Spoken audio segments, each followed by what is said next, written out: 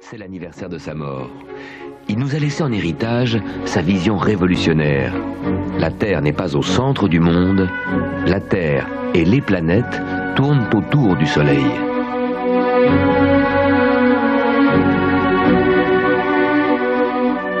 La vision de Nicolas Copernic et les calculs de Johannes Kepler permettent aujourd'hui d'aller sur la Lune et bientôt sur Mars.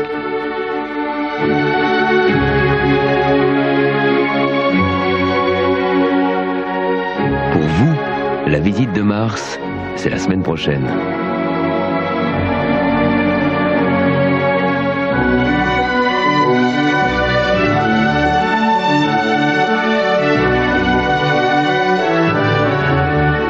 Bon voyage, tous sur orbite.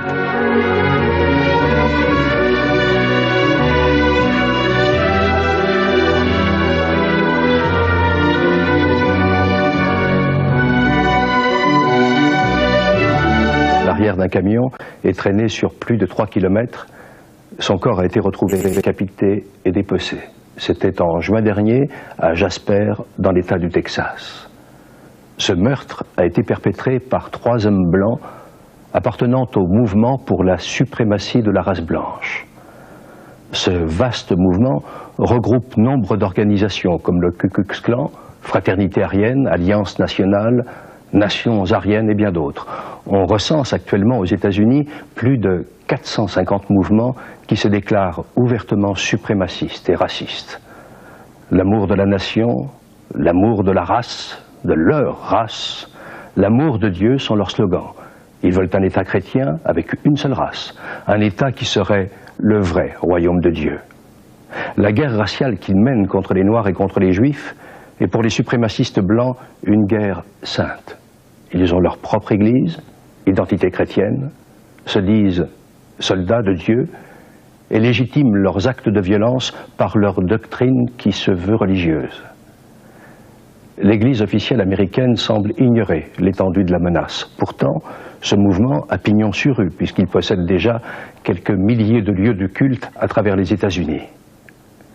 Si derrière le masque de la chrétienté se cache une véritable organisation terroriste, on peut s'interroger et se demander comment les autorités judiciaires américaines n'ont pas encore réussi à démanteler ces réseaux toujours plus puissants. L'enquête menée par la BBC que nous vous présentons ce soir s'intitule « Une Amérique qui fait peur ». Des événements récents nous prouvent que ces mouvements que l'on croyait appartenir au passé restent toujours d'actualité. Nous sommes à Jasper, dans l'État du Texas. Par une nuit torride de juin 1998, James Byrd, un homme noir, rentre chez lui. Sur son chemin, il est pris en autostop par 3 hommes blancs. Le lendemain matin, on retrouve son corps dépecé et décapité. Le meurtre fait ressurgir les heures les plus sombres de l'histoire raciale américaine.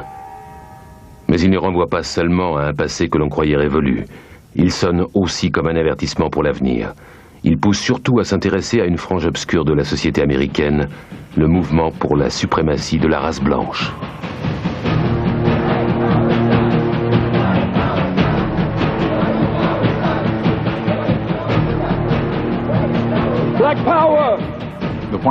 Pour les suprémacistes blancs, le péché originel des États-Unis est d'avoir fait venir des Noirs sur le continent américain.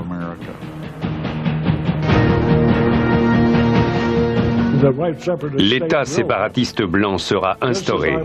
Notre mission est d'éclairer notre race. Je veux que les nazis craignent la communauté juive. Ce qui a eu lieu il y a 60 ans en Europe peut se reproduire aujourd'hui aux États-Unis. Je pense que les suprémacistes blancs rêvent d'une nouvelle guerre civile.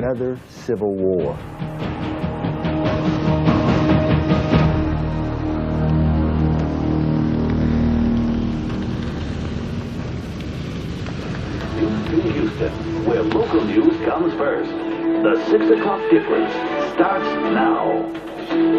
A 49-year-old father is murdered in a shocking crime. Police say he was tied to a truck and dragged until he died in a hate crime killing.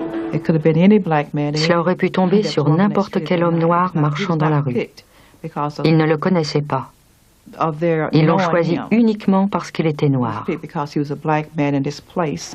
body was found on this remote road Sunday morning, just outside of Jasper. Today, FBI and sheriff's deputies continue to comb it, looking for clues. Some of the residents in this neighborhood tell us Je sais que la police a tracé des cercles partout sur la route où il y avait des restes du corps. Rien que cela, c'est un cauchemar.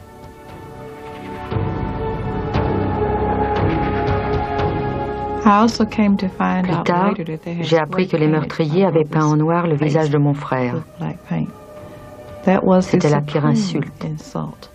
Cela revenait à dire, au cas où vous n'auriez pas compris, nous avons peint son visage en noir pour que vous sachiez bien que nous l'avons tué parce que c'est un noir.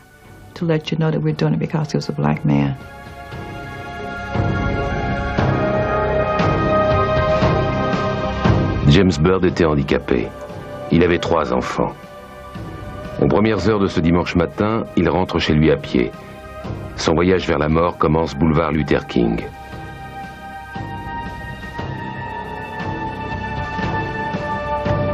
Ses meurtriers le prennent en autostop. Ils l'emmènent dans un bois de la périphérie où ils le frappent sauvagement. Ils l'enchaînent ensuite par les chevilles à l'arrière de leur camion et commencent à le traîner sur la route. Malgré la décapitation et le démembrement partiel du corps, il continue de rouler. La police trouve des traces de sang et des lambeaux de chair sur plus de 3 kilomètres. Je n'ai pas pu dire adieu à mon père parce que son corps était complètement démembré. Il ne restait que des morceaux de chair et des os. Il avait aussi été décapité. Le médecin légiste a pensé qu'il ne valait mieux pas qu'on le voie dans cet état. Vous savez, on n'a pas envie de retenir cette image-là de son père.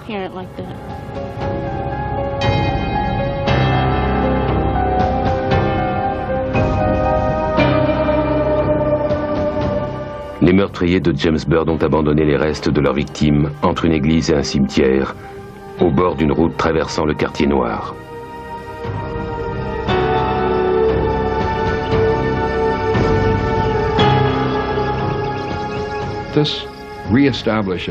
Ce crime renoue avec des actes pratiqués dans les années 20 et 30 aux États-Unis.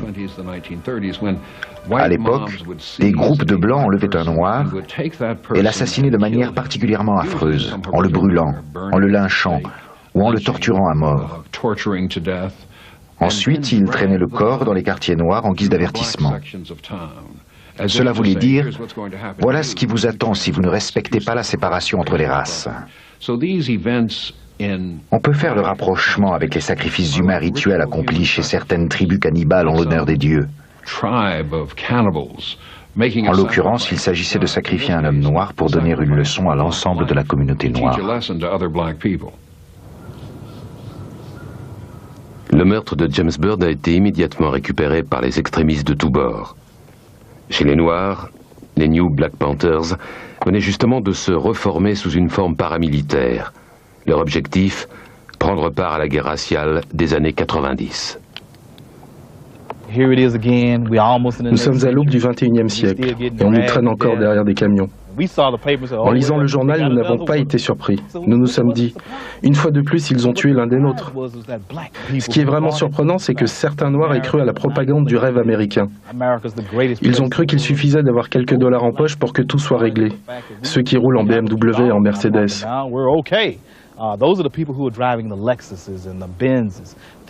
Ce sont les seuls à s'étonner que ce genre de crime existe encore dans l'Amérique de 1998.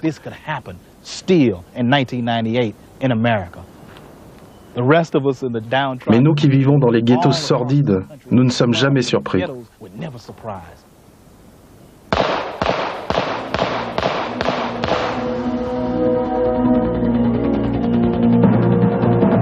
Chez les Blancs, l'organisation, historiquement, est liée au mouvement raciste aux États-Unis.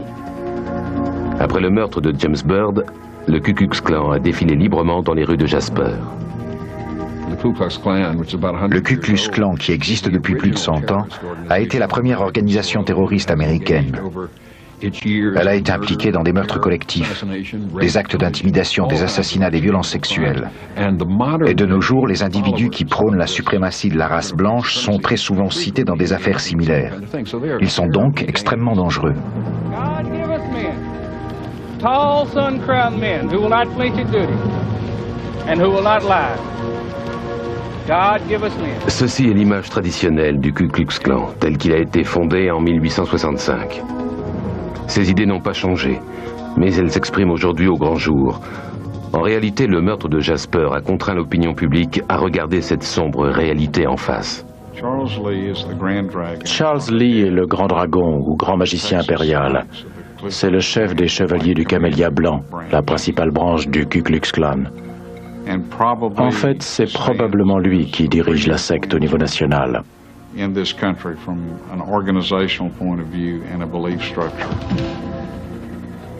le classerai parmi les individus extrêmement dangereux.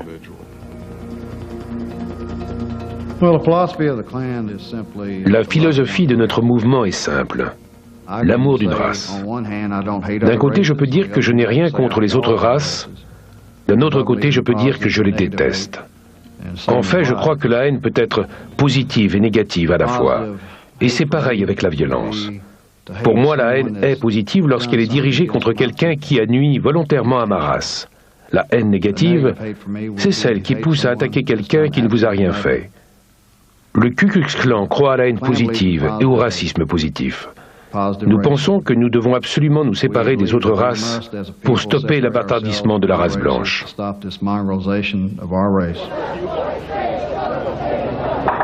Le Ku Klux Klan et les New Black Panthers ont tous deux exploité l'assassinat de James Byrd pour faire monter la tension à Jasper.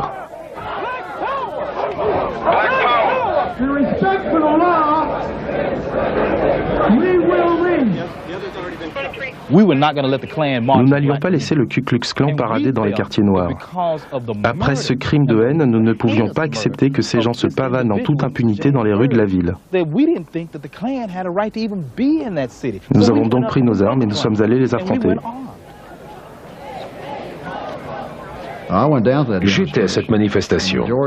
Eh bien, croyez-moi, la majorité des gens qui étaient là n'étaient pas des membres de notre mouvement. C'étaient des Blancs. Ils m'ont dit que s'ils étaient là, c'était parce qu'ils étaient terrorisés par les Noirs et qu'ils en avaient marre d'être terrorisés par les Noirs et par le gouvernement.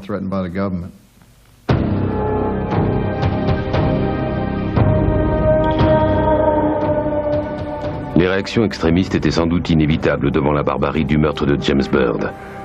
3 suspects, John Bilking, Lawrence Brewer et John Berry, sont arrêtés peu après les faits.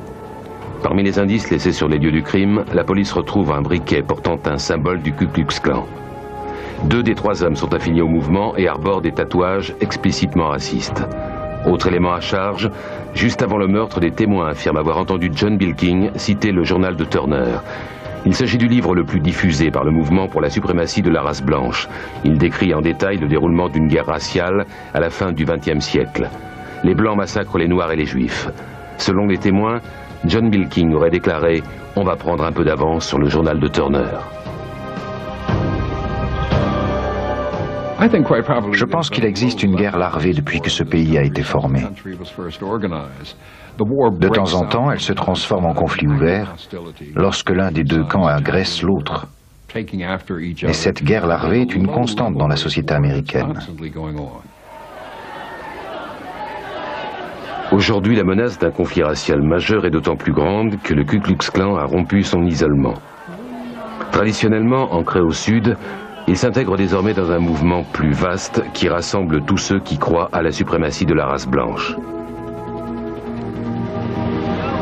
Ces organisations sont présentes dans 44 des 50 États américains. Ses membres actifs sont estimés à plus de 150 000. Mais elles compteraient au total près d'1 million de sympathisants.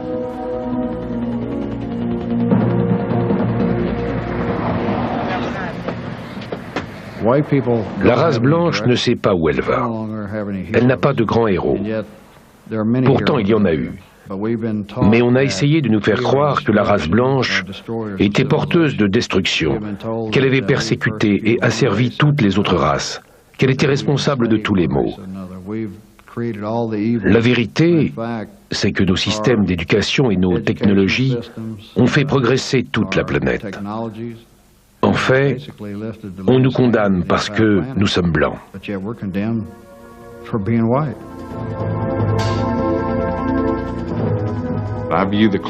Je considère que le Ku Klux Klan est le mal incarné. Ses membres sont d'une violence inouïe. Ils n'ont aucun respect pour leurs semblables. Ils jugent uniquement sur la couleur de la peau. Ce sont des ennemis mortels pour moi. Être membre du clan aujourd'hui, ça veut dire être haï et ridiculisé par son propre peuple, par les Blancs.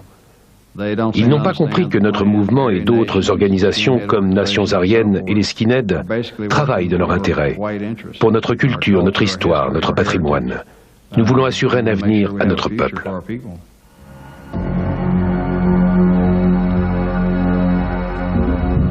Les 3 accusés du meurtre de James Byrd seront jugés au premier semestre de 1999. S'ils sont déclarés coupables, ils risquent la peine de mort. Aujourd'hui, leurs proches essaient de comprendre ce qui les a poussés à rejoindre les rangs des suprémacistes blancs. Lorsque j'ai appris que Bill faisait partie du Ku Klux Klan, je n'arrivais pas à y croire. Et je n'arrive toujours pas à faire le lien entre le garçon que je connaissais et le meurtrier d'aujourd'hui. Beaucoup de gens pensent que c'est un monstre, un démon. Mais ce n'est pas vrai. C'est un être humain, avec une famille, une petite amie. Il était comme tout le monde. Je veux dire, il n'avait rien d'exceptionnel. Il y a plein de gens comme lui autour de nous. Cela aurait pu être n'importe qui, en fait.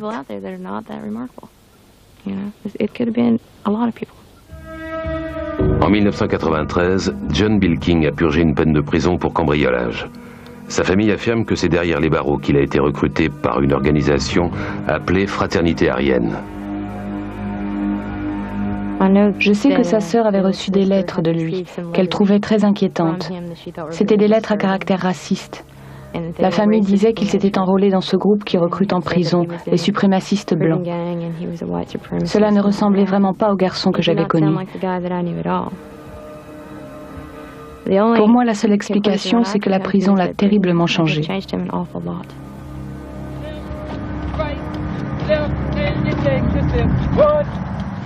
Certaines organisations racistes recrutent en effet leurs membres dans les prisons américaines. Fondée dans les années 60 sur la côte ouest, Fraternité Aryenne est sans doute la plus dangereuse d'entre elles. Lorsque j'ai rencontré Fraternité Aryenne, ils ont su exploiter mes pulsions racistes, mes pulsions de haine. J'avais de longues années de prison derrière moi et j'avais besoin de focaliser ma rage et ma haine sur quelque chose.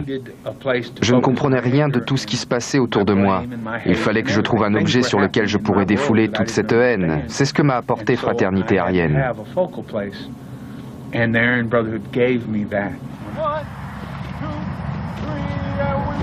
Comme le Ku Klux Klan, Fraternité Aryenne est une société secrète qui repose sur la loi du silence. Patrick Petrick était une recrue de la première heure qui dénonce aujourd'hui le groupe et ses méthodes. Mais briser la loi du silence peut coûter cher. La devise de Fraternité Aryenne est « Tue pour y entrer, meurs pour en sortir ». Pour être admis dans le groupe, il faut donc assassiner un autre détenu ou toute personne désignée par les chefs. Si vous quittez l'organisation, on vous tuera. Si vous la dénoncez, on vous tuera. Pour empêcher toute tentative d'assassinat, les autorités pénitentiaires ont placé Patrick Petrick en isolement cellulaire. À votre avis, pourquoi un détenu entre-t-il dans une organisation violente? Pour la camaraderie. Dans un milieu où règne le chacun pour soi, on a l'impression de retrouver une famille. Je les ai ignorés pendant des années. Pendant des années, je leur ai dit « Je n'ai pas besoin de vous, je me débrouille tout seul ».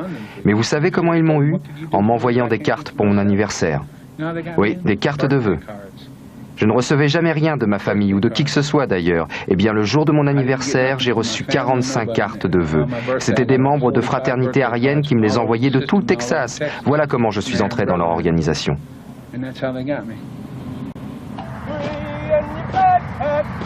Les tatouages racistes sont la seule marque visible d'appartenance à fraternité aryenne. Avez-vous un de ces tatouages? Oui, ici.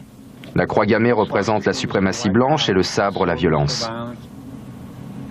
Vous en avez d'autres? J'ai un membre du Ku Klux Klan avec un calibre 12. J'ai une croix gammée sur la poitrine avec l'inscription suprématie blanche. J'ai une autre croix gammée ici. Et encore une autre sur le cou.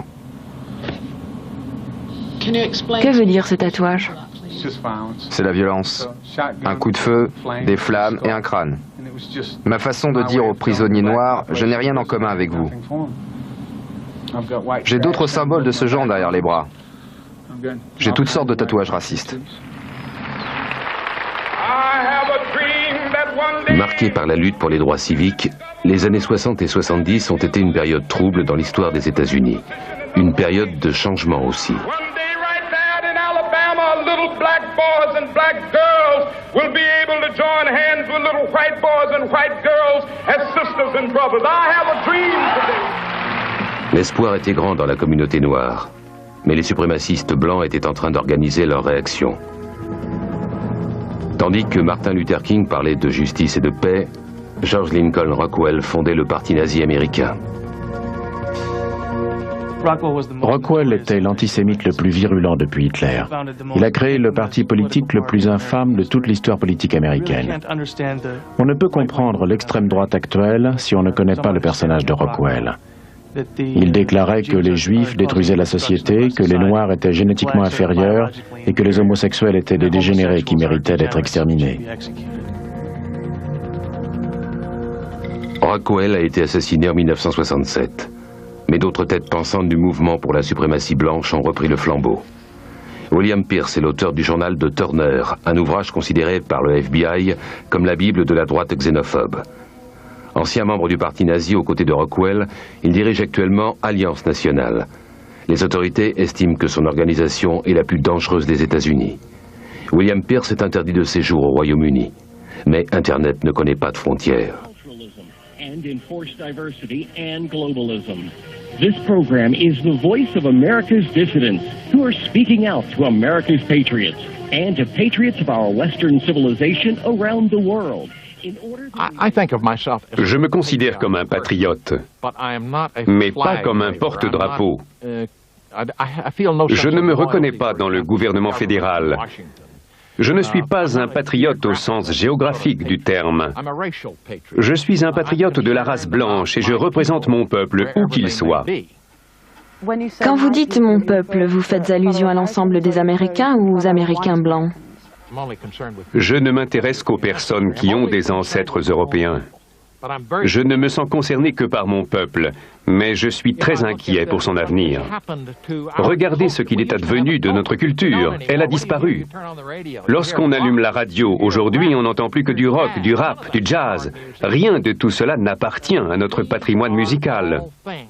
Cela découle de la disparition de l'homogénéité raciale de notre pays. C'est la conséquence de ce multiculturalisme qui envahit tout.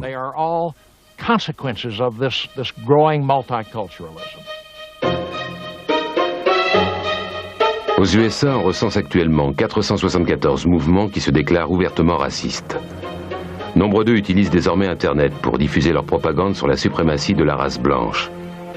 Le public visé est composé de militants d'extrême droite qui s'opposent au contrôle des armes, à l'avortement, aux homosexuels et au métissage.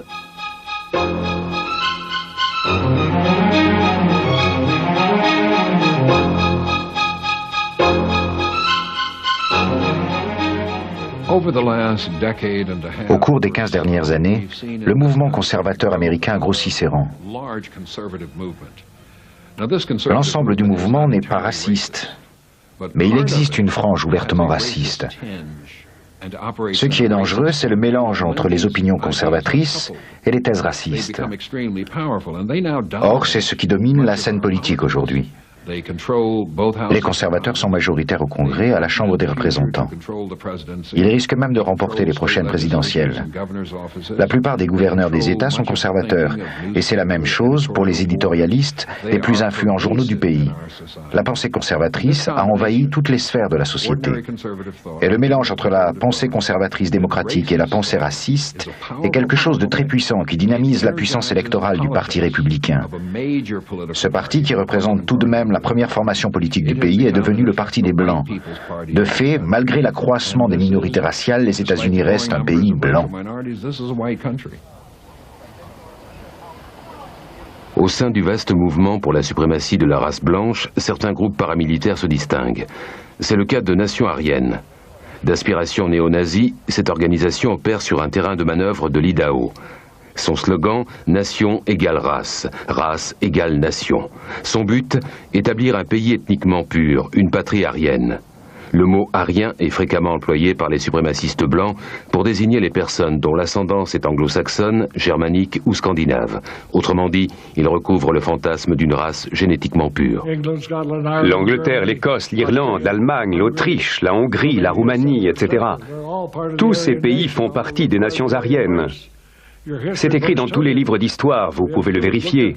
Tout est conditionné par la race. Rien de bon n'est venu d'Afrique ni d'Asie. Tout ce que l'Afrique nous a apporté, c'est la destruction. Bon nombre des dirigeants de nations aryennes ont combattu les nazis allemands pendant la Seconde Guerre mondiale. Aujourd'hui, ils regrettent ouvertement d'avoir contribué à sauver des Juifs. Les Juifs ne sont pas une race, ce sont des bâtards. Les bâtards ne constituent pas une race. Ils sont issus d'un métissage de toutes les races, c'est pour cela qu'ils sont pour le métissage. La seule chose qui pourra vaincre les Juifs, c'est la pureté. Dieu est pur et sa race est pure, et elle doit le rester.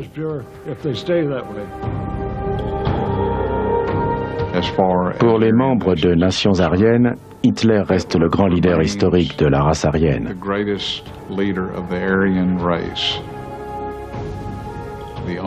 Tout ce qu'il lui reproche, c'est de ne pas avoir achevé l'extermination des Juifs.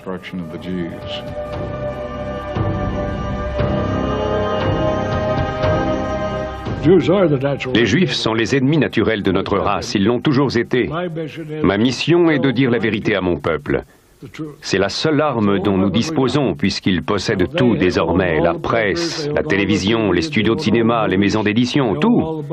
Ce sont les Juifs qui dirigent les gouvernements, qui les contrôlent. Et comment? Par l'argent.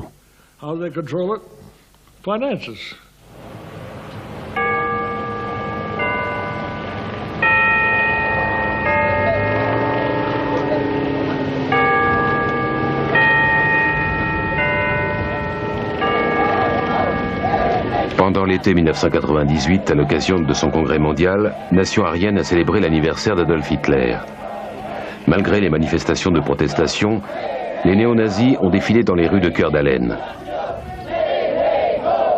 La Ligue de défense juive est l'une des associations antifascistes les plus radicales. Ces militants n'hésitent pas à en venir aux mains avec les suprémacistes blancs.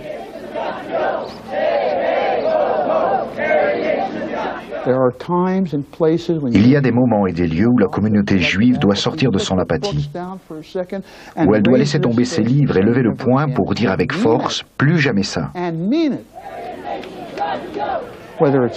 Que ce soit le pasteur Butler, Nation Aryenne, le Ku Klux Klan et toute la clique des organisations de détraqués antisémites qui existent dans ce pays, l'heure n'est plus au débat et à la réflexion. Il faut agir maintenant ou jamais.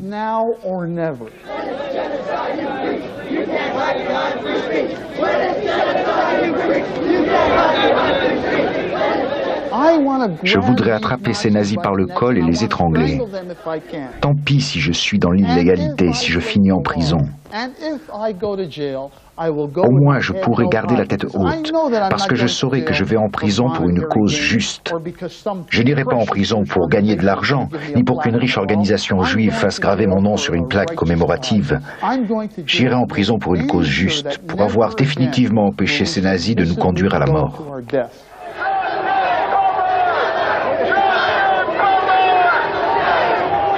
Pendant le dernier congrès mondial de Nation Aryenne, le pasteur Richard Butler a nommé Norman Britton pour lui succéder à la tête du mouvement.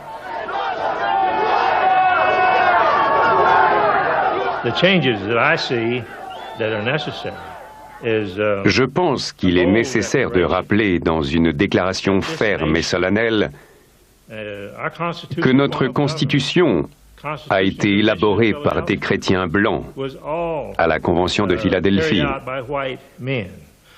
Nous devons retrouver nos racines.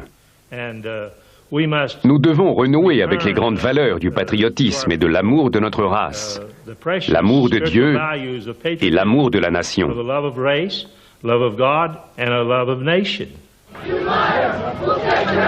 En prêchant sa version du christianisme, Nation Aryenne essaie d'attirer dans son giron d'autres groupes, tels que les skinheads, Fraternité Aryenne et le Ku Klux Klan. Sa conception particulière de l'identité nationale américaine est que les deux piliers seraient la race aryenne et le christianisme. Car Nation Aryenne n'est pas qu'une organisation politique, c'est également une organisation religieuse sous le nom d'identité chrétienne. Identité chrétienne fédère sur un plan idéologique la plupart des groupes pour la suprématie de la race blanche. En pleine expansion, elle recrute tous les jours de nouveaux adeptes.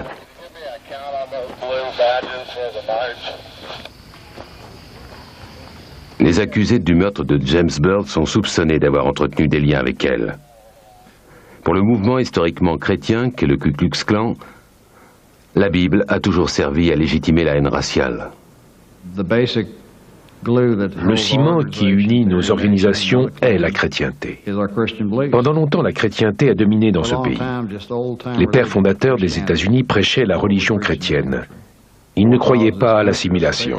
La plupart des textes juridiques qu'ils ont rédigés excluaient les Noirs. En fait, presque tous les pères fondateurs étaient des propriétaires d'esclaves. Par ailleurs, c'étaient de vrais chrétiens.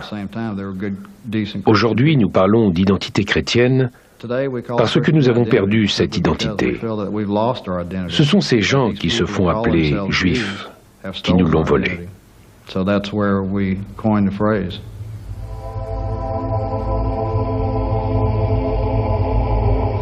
L'identité chrétienne s'inspire d'une doctrine théologique connue sous le nom d'israélisme britannique. Cette doctrine affirme la supériorité de la race aryenne sur toutes les autres races. Or, c'est précisément sur cette croyance que s'appuient les plus violentes organisations d'extrême droite américaines. Une église a été érigée sur le terrain de manœuvre de Nation Aryenne. Chaque dimanche, elle rassemble tous les militants pour une messe où les chants liturgiques se mêlent au salut hitlérien. Les adeptes sont persuadés qu'ils sont les véritables descendants d'Adam et qu'ils représentent le peuple élu par Dieu. Pour eux, les personnes de couleur n'ont pas d'âme. Les juifs sont des êtres diaboliques, les homosexuels des monstres et l'avortement un péché mortel. Ils dénoncent à l'envi le métissage qui, selon eux, a bâtardi la race aryenne. Citant le livre de la Révélation, ils prédisent une terrible guerre sainte. Dans leur esprit, aucun doute, il ne peut s'agir que d'une guerre raciale.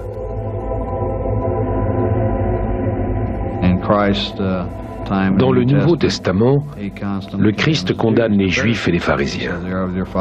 Il dit qu'ils obéissent au diable. Dieu a fait un pacte avec Abraham, Isaac et Jacob. Et Jacob a pris le nom d'Israël. Si vous lisez la Bible, vous verrez que tout ce que Dieu a promis à Israël, rien de tout cela n'est destiné à ces gens qui se font appeler Juifs. Tout cela est destiné à la race aryenne. Tout ce que nous disons, c'est que pour suivre les préceptes du Christ et pour que notre race survive dans un monde dominé par les non-aryens, nous devons bâtir un État blanc. Mais nous ne voulons pas d'un petit État autonome au sud des États-Unis. Non. Nous voulons tous les États-Unis.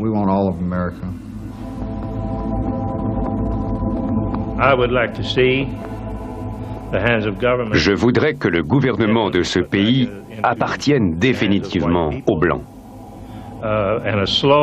Qu'il expulse petit à petit toutes les personnes de couleur du territoire américain.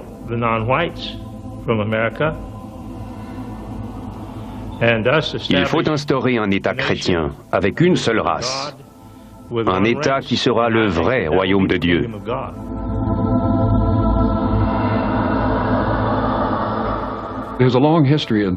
Il y a une vieille tradition dans l'histoire de ce pays,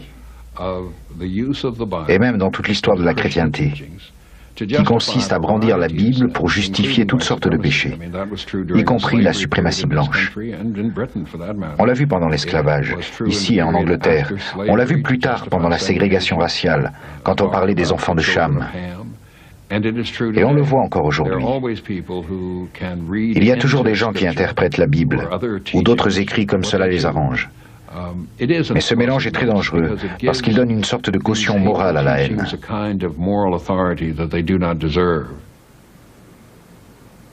Les défenseurs des droits civiques ont suivi de près l'évolution des mouvements racistes au cours des 40 dernières années. Aujourd'hui, ils observent avec beaucoup d'inquiétude cette alliance entre racisme et intégrisme religieux. Dans l'esprit des suprémacistes blancs, la guerre raciale doit être une guerre sainte. Pour être légitime, la guerre doit découler directement de l'idéologie religieuse.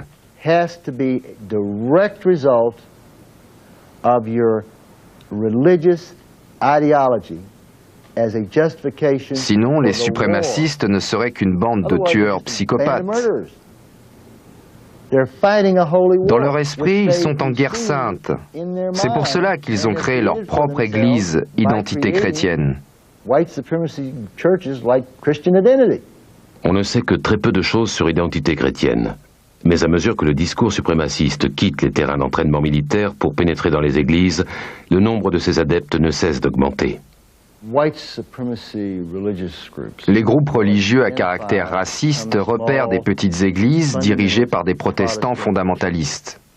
Ils y infiltrent des militants et commencent petit à petit à parler, non pas tellement de la question raciale, mais de leurs croyances religieuses en tant que suprémacistes.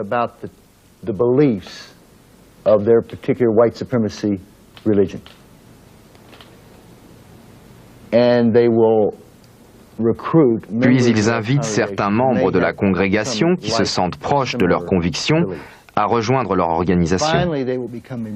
Au bout d'un moment, ils finissent par devenir majoritaires. Ils évincent le pasteur local et font venir le leur. Les derniers paroissiens qui ne partagent pas leurs idées s'en vont et le tour est joué. Ils ont leur propre église.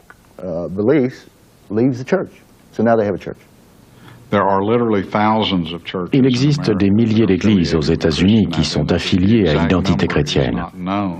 On ne connaît pas le chiffre exact parce que c'est un milieu très opaque, mais les estimations tournent autour de 10 000 congrégations dans l'ensemble du pays.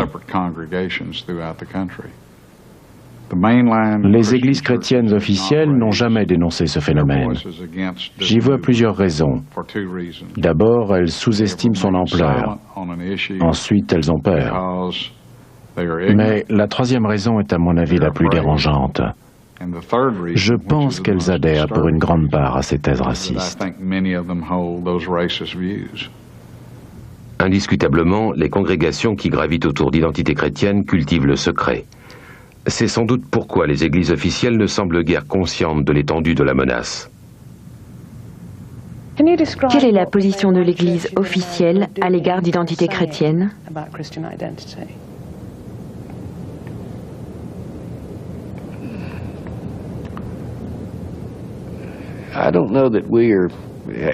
Je ne vois pas très bien dans quel contexte ce terme d'identité chrétienne est utilisé.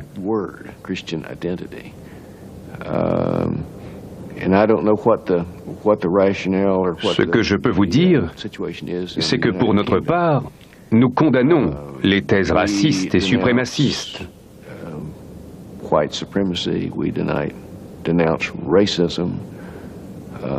Pour en revenir précisément à ce terme d'identité chrétienne, je sais qu'il ne fait pas partie de notre vocabulaire.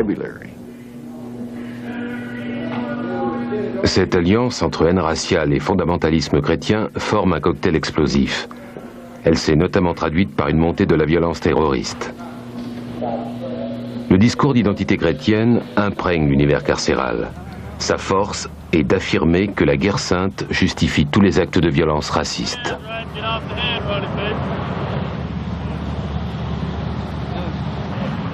Si aujourd'hui je braquais une banque, je serais considéré comme un gangster. Mais si je le faisais au nom de la suprématie blanche, je serais un patriote qui tente de déstabiliser un gouvernement dirigé par la conspiration sioniste. Si au nom de la suprématie blanche vous tuez des gens, vous volez de l'argent, vous n'êtes plus un criminel, vous êtes un héros de la race blanche. Aujourd'hui, aux États-Unis, le mouvement pour la suprématie de la race blanche représente la plus grave menace en matière de terrorisme intérieur. Ses principales cibles sont des banques, des églises de la communauté noire, des discothèques fréquentées par les homosexuels, des cliniques d'avortement et certaines chaînes de télévision. Un service spécifique du FBI est chargé de lutter contre cette nouvelle menace. Il s'agit d'un ensemble d'activités criminelles extrêmement violentes. Ce sont par exemple des attaques de banques, des tentatives de sabotage des équipements publics, des assassinats et des attentats à l'explosif.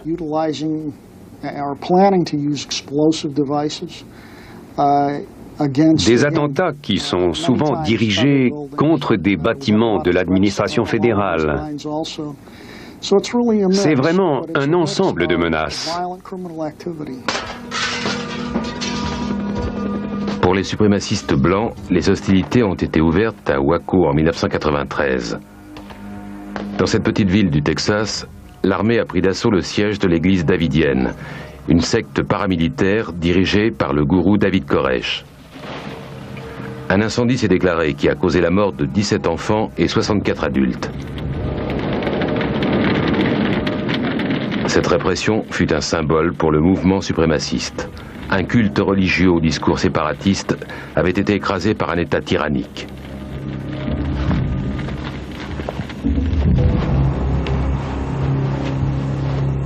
Peu après la tragédie, les milices antigouvernementales ont vu affluer un nombre considérable de nouvelles recrues.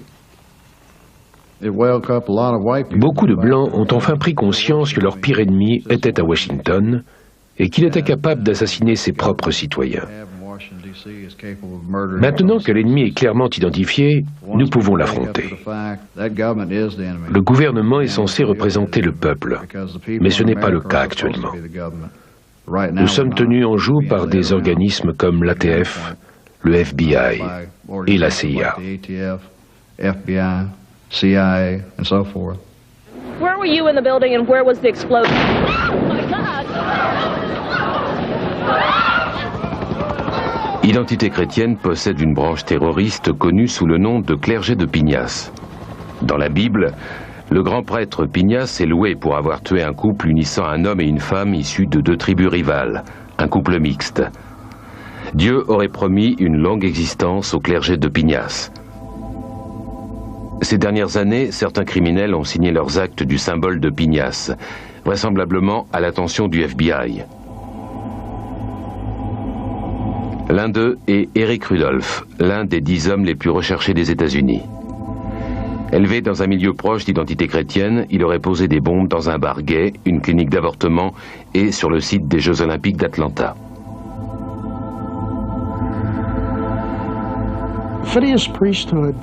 Le clergé de Pinhas est un groupuscule clandestin. C'est une organisation armée composée de chrétiens fondamentalistes. Son activité se rapproche de celle des nations aryennes. En 1998, à Spokane, dans l'État de Washington, nous avons arrêté des braqueurs de banques qui se présentaient comme des membres actifs du clergé de Pinhas. Pour tout vous dire, c'était la première fois que nous entendions parler d'eux. En ce qui me concerne, je pense toujours qu'il s'agit d'un groupuscule très minoritaire. Cela dit, son action est très radicale.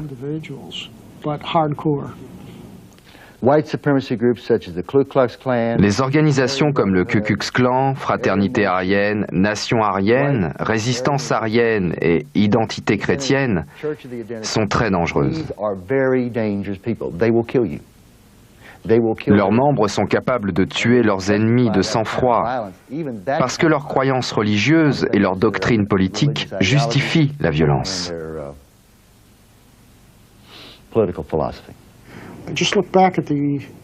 Il suffit de regarder ce qui s'est passé dans les années 80 avec Nation Aryenne. Ils ont tiré sur des chars de l'armée et tué des gens. L'attentat d'Oklahoma City montre bien de quoi ces fanatiques sont capables.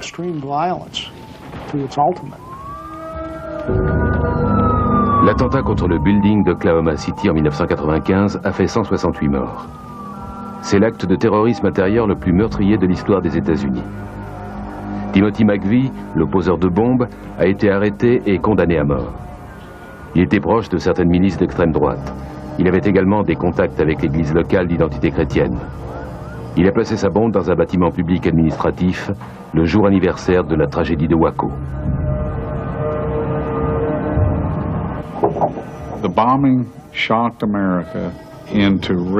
L'opinion publique a compris que le terrorisme n'était pas forcément le fait d'organisations étrangères.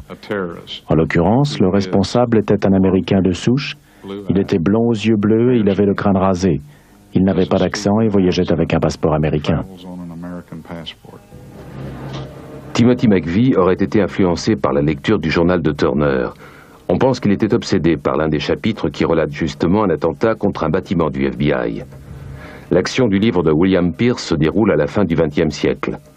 Son auteur y exprime le fantasme d'une guerre raciale au cours de laquelle les suprémacistes blancs entreprennent un véritable nettoyage ethnique du territoire américain.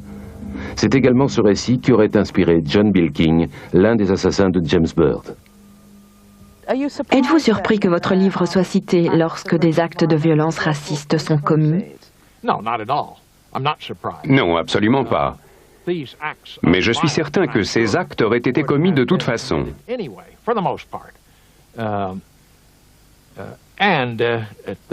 Les individus qui s'engagent dans des actions violentes pour des motifs idéologiques sont des gens plus cultivés que la moyenne.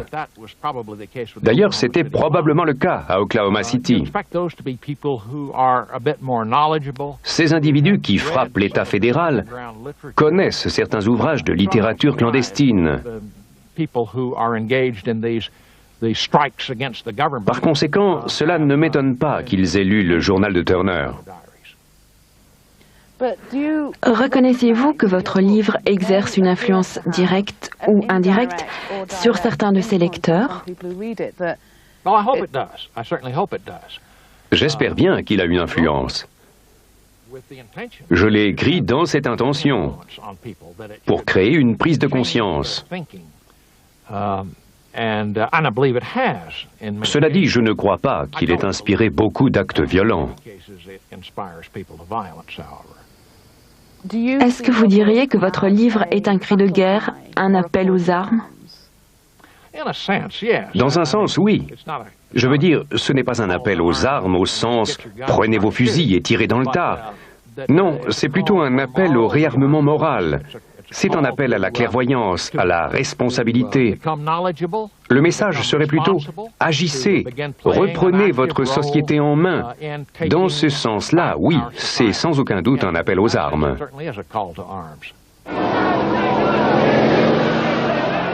Depuis le terrible attentat d'Oklahoma City, les actes de terrorisme intérieur se sont multipliés aux États-Unis. Le nombre de militants du mouvement suprémaciste a augmenté de 20% entre 1997 et 1998. Les crimes de haine, comme on les appelle désormais, sont de plus en plus fréquents. De leur côté, les adversaires les plus radicaux des suprémacistes se disent prêts à se battre.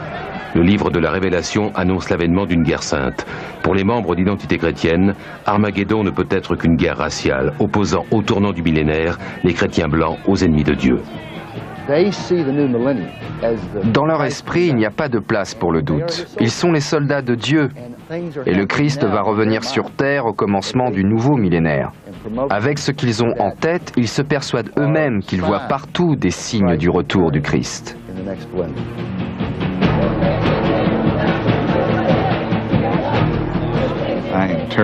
Ils sont terrifiants. Je les connais bien. Je me suis assis à la même table qu'eux. J'ai parlé avec eux, j'ai vu comment ils fabriquaient leurs bombes, je connais leur façon de penser. Je crois qu'avec les moyens dont ils disposent et le fondamentalisme religieux qui les anime, ils sont capables de renverser le gouvernement.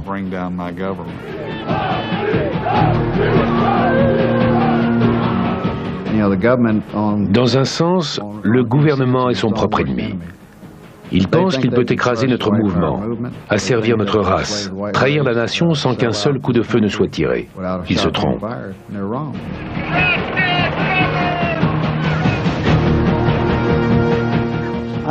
Je veux que les gens sachent qu'il y a des juifs qui savent se défendre, que ce soit avec un Colt 45, un fusil d'assaut ou avec leurs poings.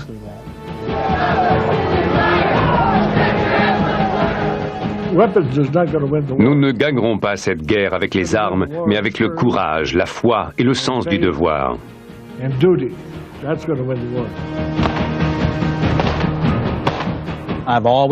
J'ai toujours été prêt à mourir.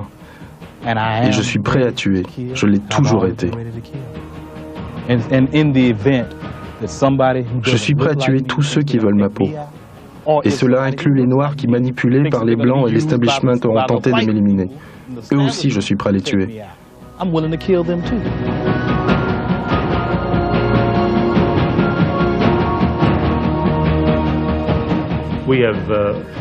Nous nous sommes endormis. Depuis la Seconde Guerre mondiale, nous nous croyons en sécurité.